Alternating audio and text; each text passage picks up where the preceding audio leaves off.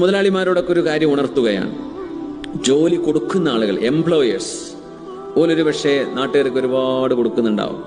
പക്ഷെ ആദ്യമായിട്ട് ഇവർ പരിഗണിക്കേണ്ടത് സ്വന്തം എംപ്ലോയീസിനെയാണ്.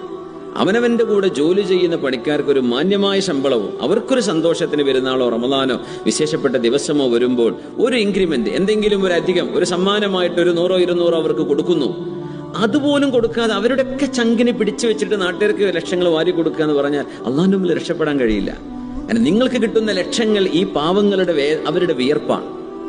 അവരുടെ വിയർപ്പിൽ നിന്നാണ് നിങ്ങൾക്കിത് കിട്ടുന്നത്. അത് നമ്മൾ ഏറ്റവും അർഹിക്കുന്നത് നമുക്ക് വേണ്ടി പണിയെടുക്കുന്ന എംപ്ലോയീസിനെയാണ്. പിന്നെ നമ്മുടെ ബന്ധുക്കള്, നമ്മുടെ അയൽപക്കങ്ങള്, ഇതൊക്കെ ക്ലിയർ ചെയ്തതിന്റെ ശേഷമാണ് ആ സർക്കിളിന്റെ പുറത്തേക്ക് പോകേണ്ട കാര്യം തന്നെയുള്ളൂ. എപ്പോഴും ചെയ്യേണ്ട കാര്യം അതാണ്.